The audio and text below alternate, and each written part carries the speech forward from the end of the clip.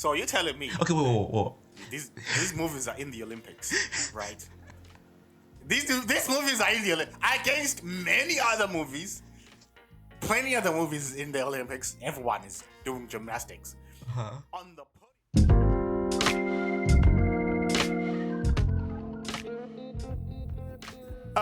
ladies and gentlemen, welcome to the Chilli Penguin podcast. I am Diane House, and as always with me. Hello. You speaking to Paisan the 7th here? What's up, Stilo people? Bremen, Chanel Coast. I'm sorry. What do we got today? What are we watching today? Today, I don't know why I'm singing pictures right now. Today, we are talking about possibly one of the greatest crime gangster movies of all time. I am, of course. Before you say the name, up as if people can't see the title. Dude, this man crucified me for you crucified me for having this movie a third in my top 3 list. It's not the third. It's what you wanted to put in second place that I will fight you for.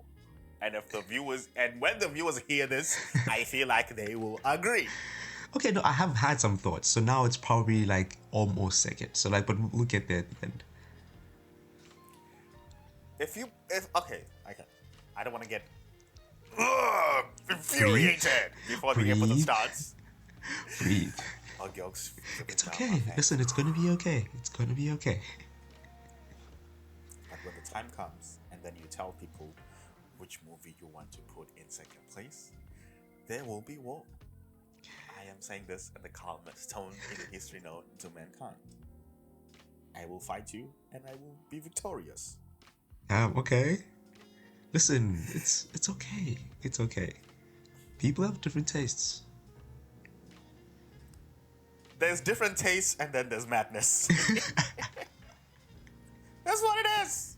Anyway, so today we are talking about Heat. You wanna give us a famous line? There's so many famous lines. There's one famous line from the film. This was supposed to be like smooth. I was gonna say famous line, and then you're gonna come out with the line. Now, wait. Say it. I'm ready. Doop. Scene 1, take 2. You wanna give us a famous line? I'm not cutting this, by the way. Of course you're not gonna cut this. Now it's gonna have to take 3. Doop. Take 3. It's a sentence, it's not even a line. Red leather, yellow leather. Red leather, yellow leather. Okay. Doot. Take 4. You wanna give us a famous line? Don't let yourself get attached to anything that you're not willing to walk out on in 30 seconds flat if you feel like the heat is around the corner.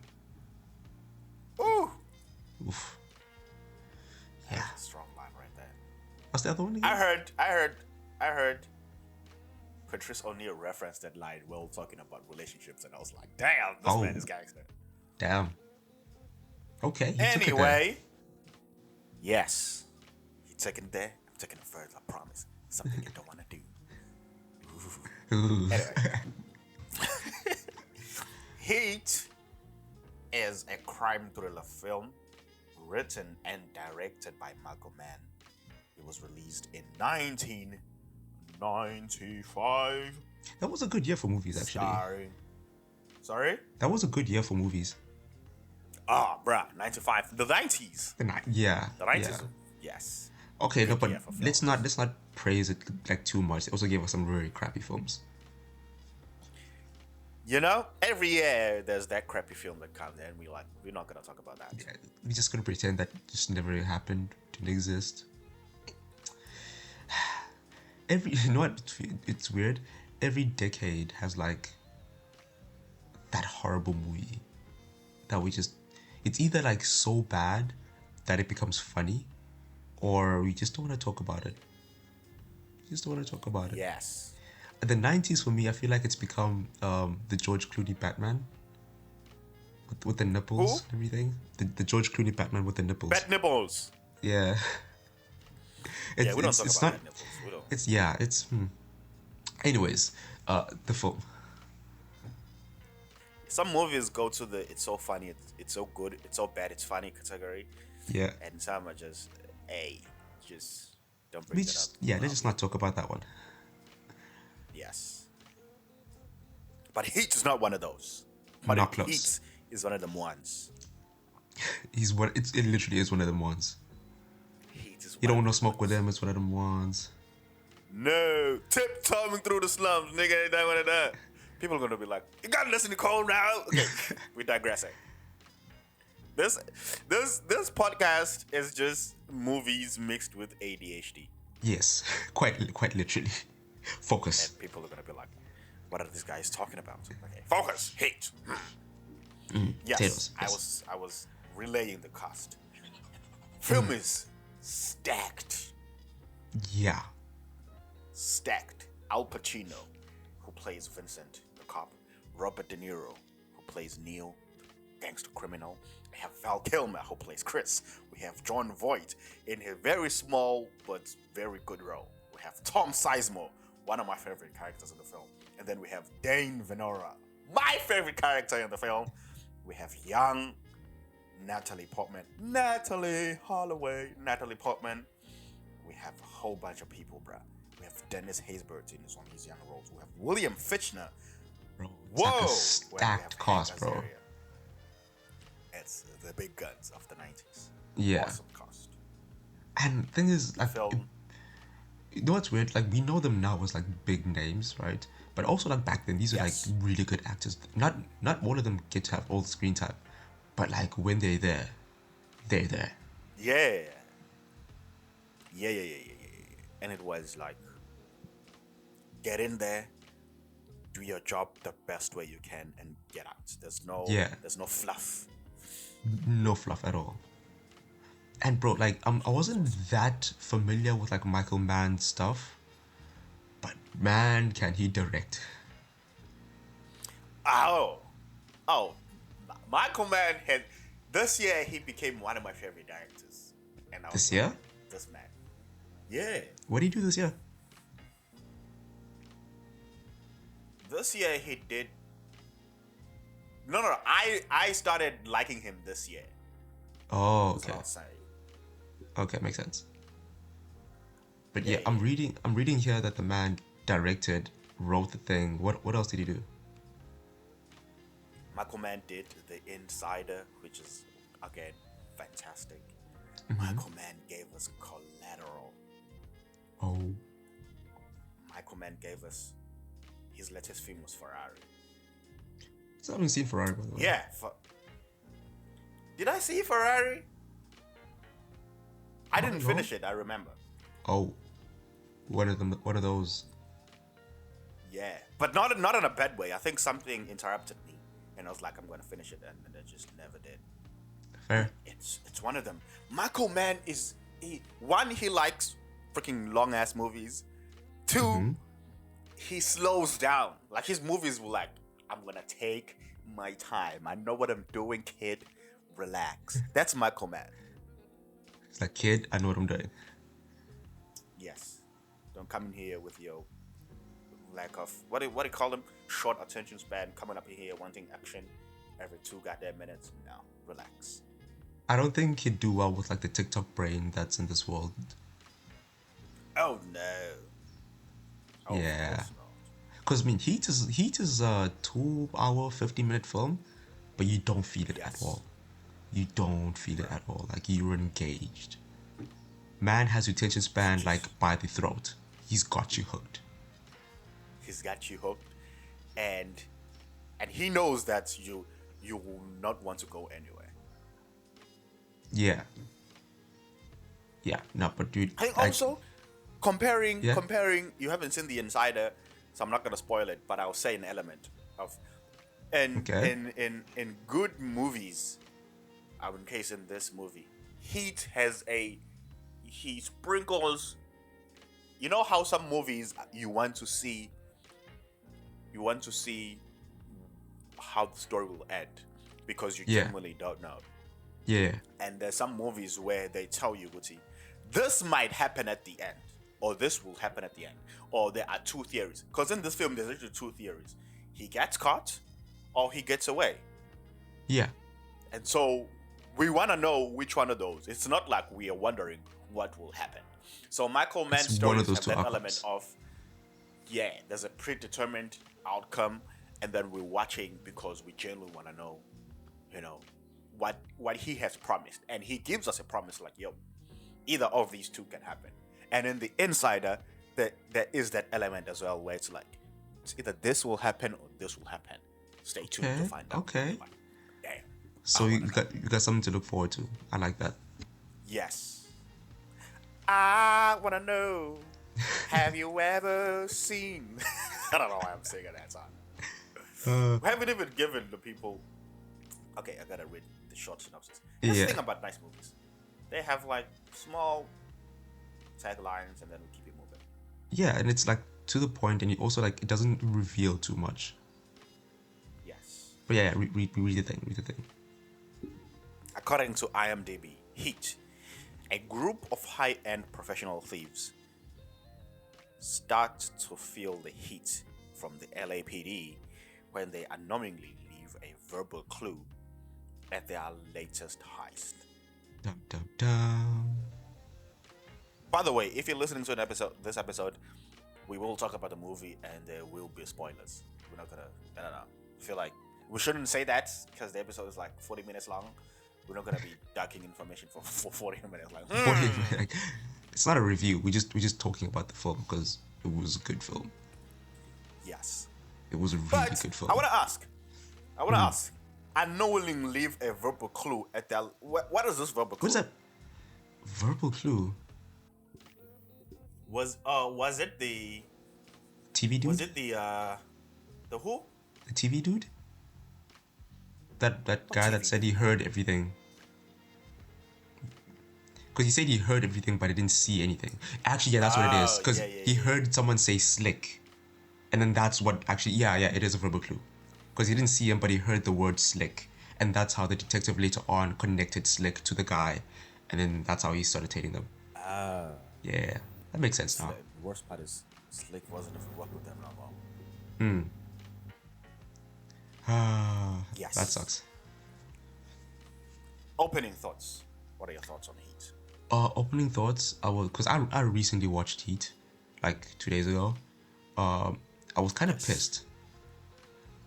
I was kind of pissed at. I am pissed. Why are you pissed? I'm a therapist now. At Neil's character, bro. Like Neil? Yeah, his decision making at the end. Like I wanted him. Oh yeah. Obviously the choice he made is well within his character. It's like it makes sense for his character. But I wanted him to do better, man. Neil, learn, grow, become a better man. Do the right thing. Well, I mean, going back to smoke the other person was a pretty grown-up thing. No, he was like leaning back to his old roots, his old habits, like trying to like make sure that he ticked off all the boxes. He could have just like released, like took a breath, had inner peace, and then just moved on. What's wrong with that? What's wrong with that? What kind of peace would you have knowing that somebody disrespected you and you're still walking the streets? Oh, I fall asleep very well knowing that people disrespected me. Neil is not from freaking the suburbs of Don't dox me. No, the suburbs from freaking Hula Baloo, nice land where everyone greets their neighbors and they bring pumpkin pies and have neighborhood. No, Neil is from New York. Is it New York? The Bronx. I'm naming all the cities I know have gangsters from movies. Yeah, no, Neil. Boston. No, he's from the Bay Area. He said he's from the Bay Area, I think. Oh, the Bay Area. Yeah, but also he's been to jail, so like he knows not the type. There's a code. Yeah. It's not gonna matter. That's just like, but bruh, and the great thing was, Michael Mann knew exactly what he was doing when, specifically in that scene, because we saw the road, we saw the path, we saw the way to freedom for Neo. Yeah. he lingered on that shot of them driving, and we were like, yes, Neil. Yeah, do it, Neil. Just do it. Neil, you are out. You've got this. You guys are Just good. go. Just go. Just go. You have a hot babe next to you. This lady loves you. She's accepted everything. Bruh, she doesn't ask too many questions. Just do it, man. Just do it. Just go. What country did it say we're gonna go? What country? The Netherlands? No, they were gonna go to Australia, maybe? New Zealand? Australia. Yeah, I wanna say New Zealand, yeah. Yeah. The mountains. Yeah. And Neil was like, nah, I gotta do this one thing. And we're like, oh no. Oh no. My first thoughts on the film, it's so potent, like it's very mature. Yeah. I mean, Michael Mann is very mature, and everyone there is like pretty awesome. But the film feels very bold. Very bold. Yeah. I mean, obviously it has some funny moments, but it has that serious undertone. And I think for me, what made it awesome was that it didn't try to do unnecessary things that other, say, crime tropes would try to do. It was especially my favorite is Al Pacino's character, where they showed the relationship he has with Justine and how that relationship was portrayed, how Justine's character was portrayed. Justine gave my favorite performance on the film. I love Justine's character, man. Yes. There was she DeNiro, acted. There was Pacino, there was Sizemore. Bruh. Status Cosmo, dude. And I just love Michael Mann's direction. As we were saying that. Yeah. He relaxes. He's like, I got this. You can feel a director's confidence, and it's like, man, you can just sit back and be in safe hands and just enjoy the ride. Be in safe hands. Nothing will go wrong. Yes. Bro. A little bit zesty right there. Safe hands, daddy. The daddy one. Man. This nigga. This dude. The one word you use that I think really resonates with me, especially with this film, is bold. Because. Yeah. Okay. The cinematography and the color grading here is bold, and it's confidently bold. Like the lighting, some shots are just dark, like just dark, but not in the sense that you can't see anything. The only thing you see is like the faces of the characters speaking on like maybe one side of the screen, and the rest is like, it's just, you can't see anything else. Like the contrast is very high, and you just focusing on these two characters, and the director's like, no, you don't need to see anything else. This is all you need to see right now in this moment, and this is all I'm going to show you right now in this moment, and you just focus there. Yeah. And that also adds to the mood of the film. Yeah. That was a really good choice. That was a really good choice. One of my favorite, if you remember the opening scene, like the opening sequence, it's so simple because we get, bruh, this is the thing about Michael Mann. He understands that his audiences will figure things out. The opening scene is just shots of the city, we get the train, and we're like, what's going on? We see the hospital, we see ambulances, we see DeNiro walking. Was like, immediately we're like, there's no way this guy works at the hospital. Yeah. We're like, what is he doing here? Why are you here? The ambulance, and we're like, okay. We see them talking to the truck. We're like, okay. But it's so laid back.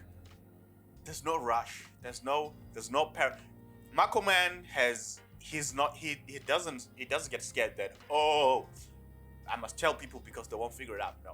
Michael Mann is like, they will. Like, we don't start like exactly like, guns blazing, everything, like the action's high pass. No, just he's walking in the hospital, making his way through. And then us, the audience, like, okay, something's about to get down, something's happening. And he's not teasing us. He's literally giving us a scenario and letting us experience it and make up our own answers based on what we're seeing. Yeah. And then those answers and then he gives us payoffs for Yeah. those answers. Yeah. Because we Yeah. make theories in our brains, Mm-hmm. and then, like, we think this is what's happening, and Michael Mann is like, it's either you're right or you're wrong, and if you're wrong, this is the correct answer. We're like, oh yeah, and if we're right, it's like, oh woohoo. Mm-hmm. Mm-hmm. Mm-hmm. And what I like about it is that he doesn't do that all the time, actually. Like, obviously, for like the main plot stuff, he'll do that. But there's like a lot of, because it's 2 hour and 90 and 50-minute films. There are some like other parts to like the side plots where he just won't give us the answers, and it's like, you figure that out. Yes. You do the mental work. And I'm like, first of all, thank you for respecting me as an audience member. I appreciate that. But secondly, I want to know. Damn you, give me the answers. Like, there's that scene where the guy that ran away, I'll let you know his name, That ran he away? is played by, yes, Oh, Wayne the Grove. guy. Yes, Wengro. Yeah. Yeah, where he's in the hotel with the lady, and then we're like, oh hey, he's gonna do something nasty to this girl, Yeah. and then the cut from him leaning closer to the bottle popping, oof, we're like, oh yeah, he popped that girl. Yeah, But the editing there is just giving us the information without telling us he killed her. Yeah. Without telling or showing that he killed her. We only found out like much later how he did it, and like and that was just sick and messed up. But like the editing itself doesn't give us like that immediate boost of like serotonin. No, it's like you know what happened there. And then really I'm thinking to myself, wait, he did? He popped her? Damn. Bruh. Like all the subtle information that it gives us without telling us the things. Again, feeling very respected here. Feeling like a distinguished gentleman watching this film. Like I know things. Yes. I know things know? here. You know? But Bro. it's the idea that your audience is involved in the film as well. They're not just sitting there taking the information. We are part of the story. It's almost like we are also unknowingly creating the story as well. And so you want your audience to be like, bruh, there's a thing I saw that said one of the good tricks in writing is instead of most movies are gonna be like 2 + 2 is equal to 4. But in good writing, you don't give your audiences the answer. You give them 2 and then you give them 2 and you let them figure out the 4. Yeah, You give them 3, you give them 4, you let them figure out the 7. You give them 5 here, you give them 6 here, and then you give them, but not the answer. And then the answer may come later or it might be hinted. But the thing is, the answer must be true throughout the for you to scenarios. continue. Otherwise, the audience is otherwise the audience will not trust you.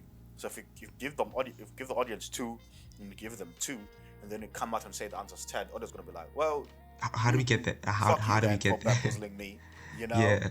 How do we get there? No, I don't trust you. You're not a reliable source, clearly. Clearly. You don't know your mathematics. Get out of here. Bro, that reminds me of I recently watched the new Crow movie, and that's exactly what they did. Oh, The Crow, yeah. Yeah, that's exactly what they did. do? They gave me 2, and then so actually what they did is they gave me 2 + 2. See, what happened was... They wanted me to believe that the answer was 15, and I'm like, nah, you gave me 2 + 2. The answer was 4 here, but the scenario was 15. I'm like, nah, I don't trust this. I don't trust this, bro. Because like a whole Damn. I'm spoiling it for you, but I don't care. That film. I'm not gonna watch it anyway. Yeah, it hinges on like the love story. It literally like the emotional connection hinges on the love story. Yeah. And they expect us like Okay. to believe that these people have been like deeply in love when they just gave us like 5 minutes of them like a speed running through their relationship. And I'm like, if I'm the audience member was in this situation, I'm not gonna want to trade my soul for this person. I just met you. I don't know you like that. Damn. So they wanted us to believe that their love is so deep, but they didn't show us their love being that deep. they just met. Like, I'm They obviously just gave you. They just gave us like hints. Like, I mean, sure, you'd be a little bit hurt that this person died, but then, bruh, you didn't give us enough for me to believe that you're gonna die for this person. Come on now, let's be real. Let's be real. So the math was not mathing. The math was not mathing. Yep. Good action sequences though, but like emotionally, like nah, 2 plus 2 ain't 12, man. So now, if 2 plus 2 is not 12, and you're giving me 12, whether the 12 is bedazzling with good cinematography and everything, it don't matter. It don't matter because I'm like, at that point I was just watching the film because I'm like, okay, the action sequence is nice, but I'm not invested in this at all. I was not invested because he lied to me. You lied to me. But yeah, in this film they do not lie to you. No. Yeah, it's real, raw, and bold. Yeah, it's either the Michael Mann will give you 2 plus 2, but then he'll give you 4 when you don't expect it, or he'll give you 4 in a way that you don't expect, but it's still 4. I think what Michael Mann don't get did. it twisted. It's still 4. Yeah, but I think what Michael Mann did is like, he was like, you know what, you guys are smart. Let's take it up a notch. Let's do 39 plus 21 or something like that. Yeah, like, 2 plus 2. Let's do higher numbers. You know basic math. Basic math. That's first grade. Yeah. And then he would. I mean, the movie is R-rated, so it's definitely not watched by first graders. But like, and he gives you, like, you do them, and then like, you as audience, you like think in your head, okay, and then he gives you the answer, and I'm like, but like, he doesn't give you the answer immediately. He lets you do the math, do the calculations, and then be like, okay. Yes. And then it's like, the next like sort of continuation of the story will be like, because that's the answer, this is what's going to happen, and only if the answer is correct does everything else make sense, and the answer is always correct. Because there's there's plenty of moments like that, but I'm thinking of the excuse me, please. Actually, I've never seen The Crow, but we're gonna use the analogy of The Crow. Yeah. Because you've seen The Crow. Yeah, by the way, the first one is great. We're talking about the new one. Yes. Shout out to Brandon Lee. Yeah. Crow. Yeah. Not this punk ass. Anyway, you're saying in The Crow that they're showing the audience bits of information. It was supposed to believe that these people have been together and they're so in love and that they'll die for each other. Now, let's come back to Heat. And we're looking at the 2 plus 2 analogy. In Heat, it's so good! It's so good! The scene where Neil I bought Niels. The scene where Neil meets. Try saying that 10 times in a row. The scene where Neil's meets. Sorry. The scene where Neil's. My God. She meets the girl, the lady. Yeah. The one played by Ashley, I think. Yes. Ashley. No, Ashley is Val Kilmer's wife. Oh, that's Val Kilmer's wife. Edie. Yes, Edie. Yeah. That Amy scene. Brennan. Okay. We know they're meeting for the first time. Yeah. Yes, Amy. Yes. We know they're meeting for the first time. Mm-hmm. Actually, I mean, even the cinematography of that scene is beautiful. It's subtle but beautiful because the camera's behind them, because it's still like there's no connection. Actually, sorry to disturb, but like, it's like meeting for the first time from DeNiro's perspective, because she's seen him before. Yeah. But because of like Neil's personality and how he carries himself, he would have not paid attention. But then when she's like, oh, "I've seen you at the shop before," he like, bro, Michael Mann takes a while. He stands on that scene, and we just see DeNiro's face just looking at her, and then he leans over and looks at her even more. Yeah. It's almost.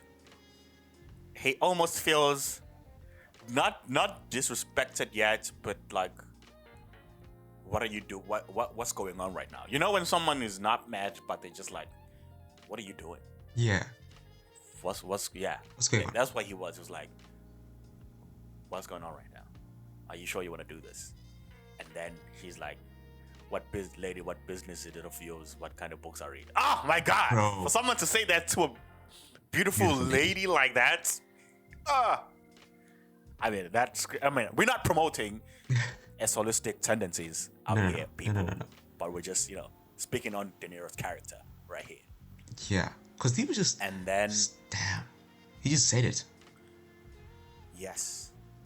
And then when DeNiro realizes, oh, she's actually just a nice lady who's trying to start a conversation and trying to flirt. And then, because as you're saying, it's De Niro's perspective. When Neil comes down, then the camera shifts to in front. Yeah. But what I love in the editing of the film is that, one, we've established that these people have never met each other, and the camera establishes that, oh, okay, now there's a connection. We don't stay there to learn about the conversation. Immediately we cut to the rooftop, right? Yeah. We're like, okay, the music there serves the scene. They talk about their lives, they talk about their past, they talk about who and what they are and what they want. And then bam, we cut to the De Niro leaving her sleeping, and then she has, I think, a watch or something. No. Yeah, but like, did you see how he wrapped the water in the glass and put it like next to her? Yeah, it's the water. I was like, okay, it's a subtle thing, but I'm like, interesting. But yes, if from that sequence, it's clear that there is a connection between these people. Yeah, it's very clear. And you don't have to do much. Doesn't mean you have to give us 20 minutes of a love story for us to believe that there is a connection between these people. But to use other elements of filmmaking to just convey your message, because you know that I gotta come in here, establish this message, and get out. Because there's a whole lot of shit that I gotta tell these people. And for me, that's mastery of the medium right there. 100%. Like, one thing that this film doesn't do, and again, comparing it to The Crow, it doesn't make us, the audience, have to make leaps of like, okay, so this is the truth, we're just gonna jump over the truth and believe this. No, it gives us like what it is, and through the editing, it makes sense. Like, filmmaking techniques used here make sense in us believing and knowing the story.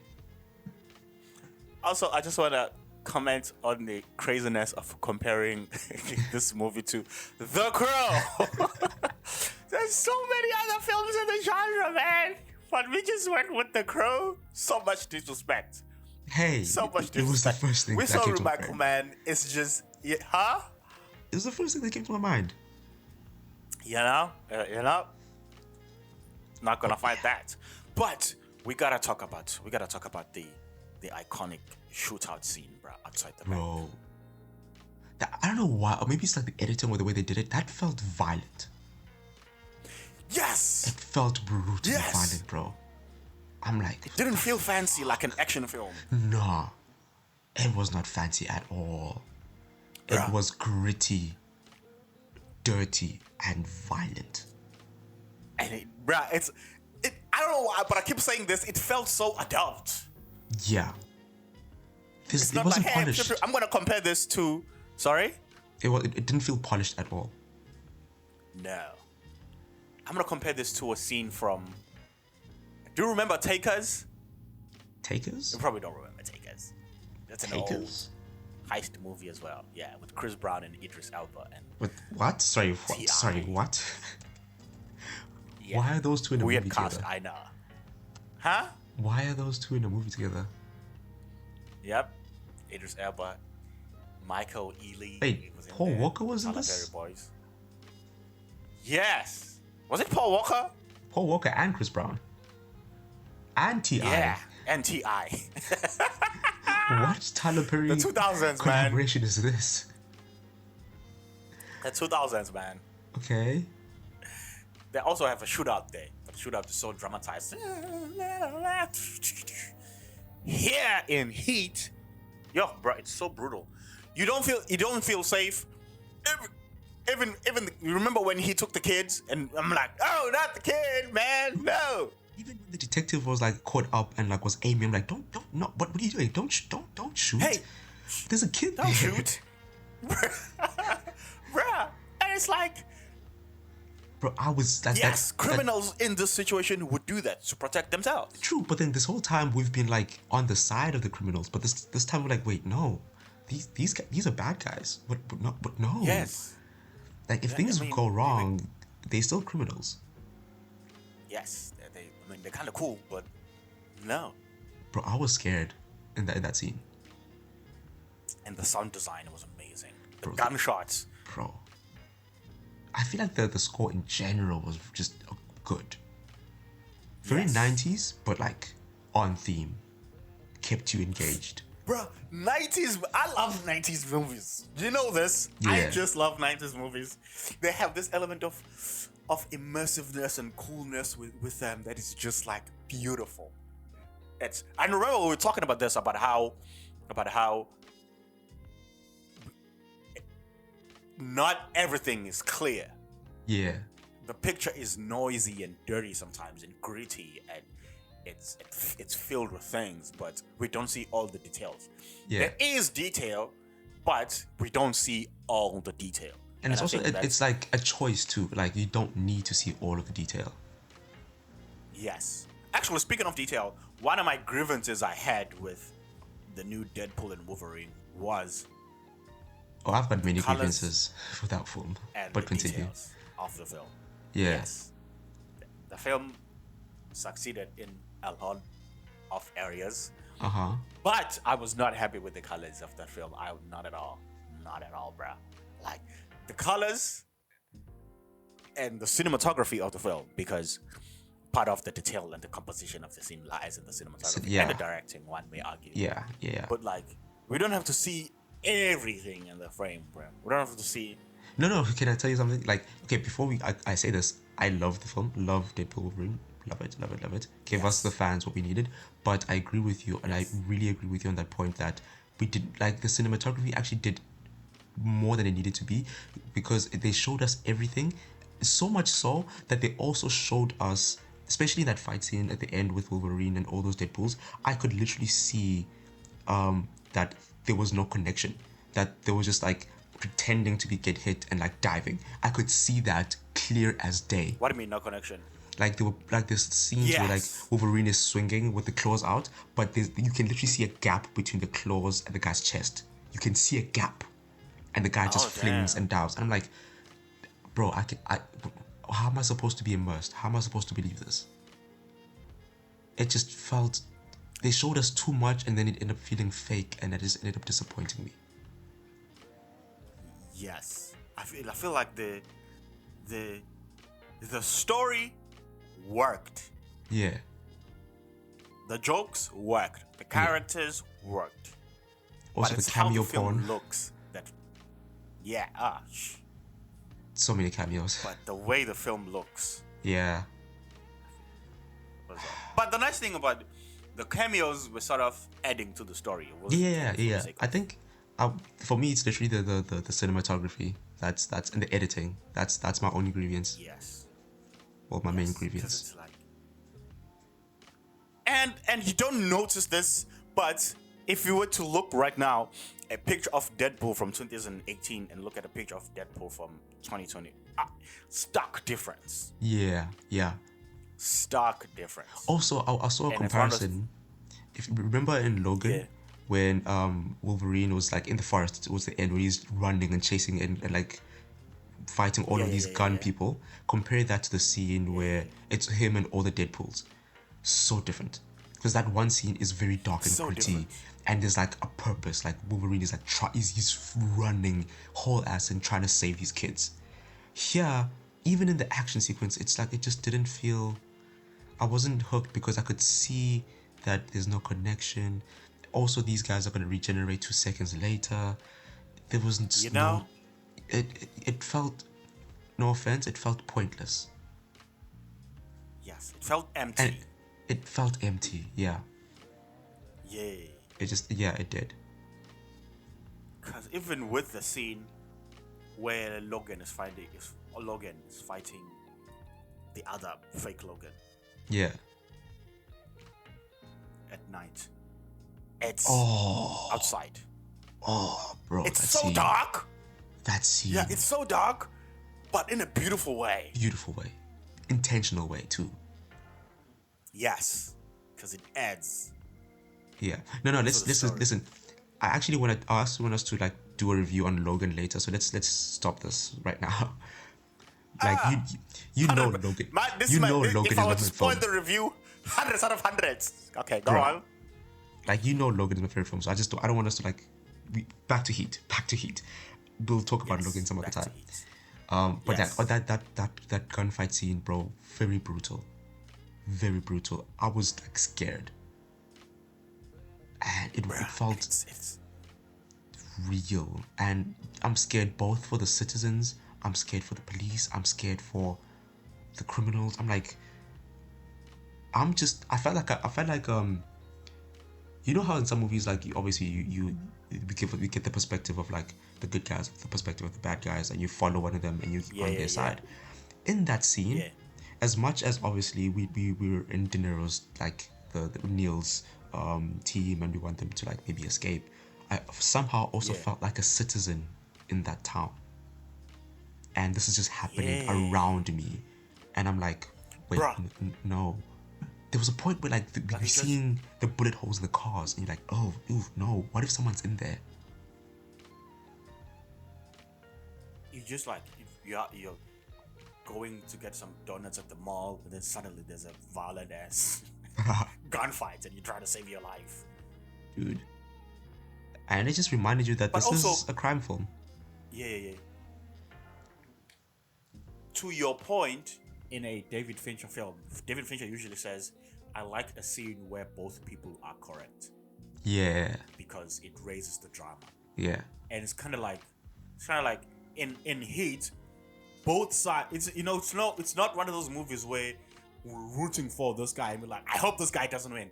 But Michael Mann, he threads the line. Sometimes it's like the audience, okay, I want you guys to be a little bit with this guy, but here I want you to be a little bit with this guy, and here I want you to be with two of these guys against one guy, and here I want you to be against this guy. Because if you look at, for example, what is this movie? Endgame. We don't want Thanos to win. We understand why he wants to do it, but I mean, we don't want him to win because But here, DeNiro is the main character. We want him to succeed as a criminal. But then come Pacino, where we're like, he is a cop and he is right for stopping the crime. Yeah. We want him to win. And then we have, as you're saying, the citizens where we're like, hey, yo, we are the citizens. We want to get shot while buying coffee latte. You don't want to get shot, 3 o'clock in the morning. Bro, so it's like he gives us all these things. Depth. Yeah. Bro, and it's also like very visible in that conversation that they had, because he tracks him down, stops him, and is like, you want to go grab a coffee? And it's like, these people are like clearly on opposite sides, but then they have that conversation, bro. Yes. And it's like they give their perspectives, and funny enough, like I couldn't say either of them are wrong in their perspective. Yeah. And it's like, you've got this cop, this criminal, and they're just having a conversation. Funny enough, I felt like they could have been friends. They could have been friends. They could have been, right? Those two, they could have been buddies. Yeah. Damn, bro, this film. God made a masterpiece. Yeah. Just a last thing for me about this film. The women in this film, bro. Yeah. I mean, obviously, like Diane's character, probably the best performance. Yes. Like Justine Hanna, probably the best performance in the entire film, in my opinion. Yes. But also like the side story of the kid, Natalie Portman's character. Natalie Portman's character. Bro, like I think I mentioned this to you at some point, but like I felt like I wanted more from that, not in a bad way, but it's like what Michael Mann does is like he gives us these scenarios, and he just leaves us guessing, and he wants us to make up our own mind about this, because this whole time she's wanting to like be with her father, because Pacino's character, he's the stepdad in this situation. Yeah. And we never meet the father, and I'm like, this scumbag, where the hell is he? Bruh, where is this piece of shit? Where does he live? Yeah, We want to Pacino shoot this man in the face, but Bro. it's like we don't get that payoff. yeah, but also like it's one of those things where her role serves a purpose, because it's like this whole time the dynamic between Pacino's character and Diane's character is always been like, okay, they married, sure, but then Diane feels like he's not present in the marriage. She feels Yes. as though he's walking around with death. That's all he's doing, that's all he's chasing, and he's not present in the marriage. And then there's the daughter who doesn't have a present father at all. Like she likes Pacino's character, likes him a lot, but also wants like her father. And I feel like in a way her character, her role served in showing Pacino that she chose him to be the father at the end, because she chose his place to be the place that she went to at the end. I'm not gonna say what she did, but she went there. If you guys are interested, watch the film to find out what she did. But like, and that's also something that like helped Pacino come back in a way. Oh, you know what I just realized? Yeah. While we were mentioning that scene, Yeah, it's insane because it's the parallels. Michael Mann, man. In the whole film, as you're saying, almost said Michael Pacino. The whole film, as you're saying, Pacino has this cloud of death and pain surrounding him that's making it hard for him to connect. yeah, But throughout the film, all the terrible things he had seen them outside, but now they finally made their way in his Home. life with Yeah. his daughter. yeah, And at the end, he's faced with the idea that it's almost like sad, because he realizes that I cannot escape this life. yeah, Even if I try, I thought it was outside, but this thing of death follows me wherever I go. yeah. He's It's married everywhere. to it, and then Yeah. it's in his life now with the stepdaughter, and it's kind of tragic in a way. It is. It really is tragic. Yeah, it's like And I think it's good. I think Yeah, that the daughter payoff. survives, thank God. I think that payoff is more worth it than meeting the scumbag dad. Okay, yeah. So I think it's like that's why he gave us that versus Pacino finding the person and beating the shit out of him, because it's like, well, what did you learn from that? Did you grow, or did you just beat the shit out of him? Yeah. It's like instant gratification versus like long-lasting change and realization. Yes. And also, it would have been weak because the stepdad has nothing on Pacino's life. Nothing at all. There's no direct. It's third party. If it was stepdad, it was connected with the daughter. But if it happens to the daughter, then it's connected to him. Yeah. So Michael Mann was like, okay, instead of giving people a weak payoff, let's get rid of that. I'd rather give them something hard hitting. Yeah. All right, man. Which again, adult. True. We're running out of time, so give us some final thoughts. Final thought. Yes. Final thoughts is me wanting the community to be mad at you for where you put the film in your ranks. Okay. People, Okay. listen to. I'm gonna say because I have no grievances with me. I think this movie, in terms of heist movies, easily my all-time favorite heist gangster film. In terms of crime movies, it's probably in the top 5 because I have The Departed. there. Departed. I have.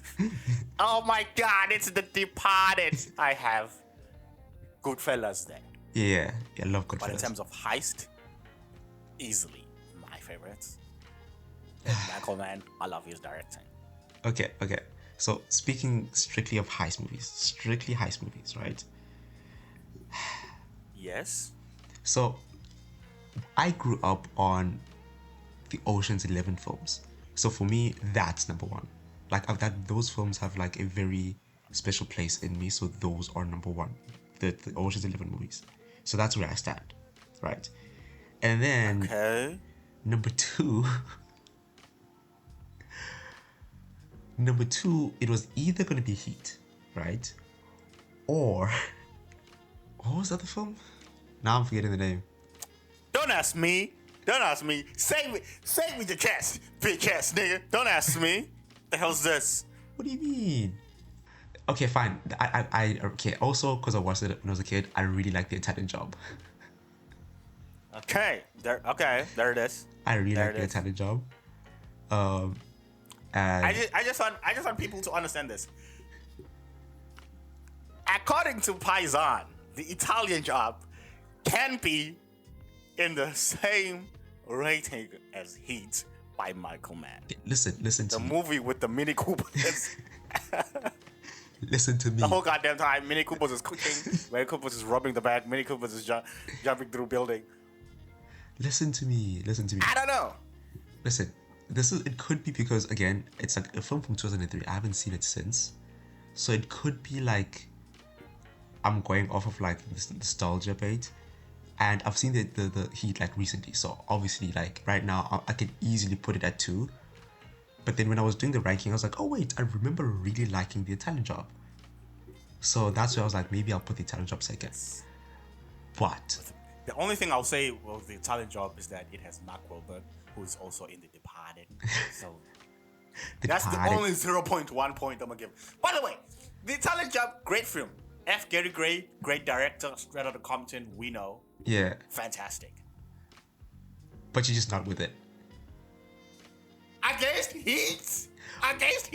Listen, I will concede and I'll put Heat at number 2. And the Italian Job at number 3. Yeah. So you're telling me? Okay, whoa. These movies are in the Olympics, right? These movies are in the Olympics against many other movies. Plenty other movies in the Olympics. Everyone is doing gymnastics. Uh-huh. On the podium, we have number 1, which we might not reveal. At number, listen to this. At number 2, we have Heat. Yeah.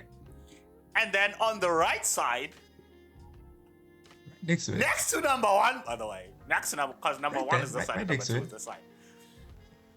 We have the Mini Cooper adverts. Get the fuck out of here. No. People usually say everyone is entitled to their opinion. Maybe I'm not fighting you. I am fighting the opinion. Me and the opinion. We have beef. That's you all have I'm beef. gonna say. You just like, nah. You're wrong. You know. Also, like, if I see that opinion and it's on site. It's on site. There's no way. You know what? The Fair. Italian Job and Heat are in the same neighborhood. Okay, but can I tell you something though? I have another movie that I like, maybe even more than both, but definitely more than The Italian Job. Definitely more than The Italian Job. But I don't know if I don't know if it counts as a heist movie yet. Just have to like go back to my memory. Don't say Now You See Me. No, not Now You See Me. The Usual Suspects. Love that film. Oh, flipping. I would put The Usual that film. way better than the Mini Cooper advert. Yeah. So the only reason why I don't have it here is because I'm not sure if it counts as a heist film. But if it does, over The Italian Job. Not even close. Okay. Not even close. In the crime category. Now You See Me. Yeah. Love Now You See Me. Not Now You See Me. Why am I confused? Love The Usual Suspects. Why are we talking about Now You See Me now? Because I will fight you now. You put it up. Okay, fair. But yeah, so that's where I stand. Not Now You See Me. The Usual Kaiser Soze. Yeah. I mean, it's iconic. Actually, let's watch that. Yes. At some point. Huh? Let's watch that at some point. Yeah. We'll definitely need to discuss The Usual Suspects at some point. Yeah. But okay. We haven't. Yeah. Yeah. We don't watch a lot of. We haven't talked a lot on comedies because comedy is a weird genre to discuss. It is. But we'll figure it out. The one thing that I want to say, besides the ranking, as my final thoughts, is even though it's a heist movie, there was a lot of emotional stakes in this film. Yes. And it kept you emotionally invested in the characters. And even if it's like side characters that don't have as much screen time, you're still emotionally invested, and there's still an emotional payoff to all these characters. And I think that is very important, and I really appreciated that. Yes, the film is both intense and emotional. Yep. So those are final thoughts. Also, don't kill me on my opinion. But yeah. We shall wait for the people to agree with me. Fine. Anyway, we shall say goodbye to the folks now. All right, people. It's been good. See you on the next one. See you on the next one. And don't forget to drink water and have a little bit of ice. Touch some grass. So, yes. All right. Bye. Visit the North Pole if you can. What? No, don't do that. A little bit of, a little trip to the North Pole maybe on the weekend, just to say hi. Penguins. Are there penguins in the North Pole? Probably. I don't know. There's bears. Yes, there is. All right, people. Cheers. Peace.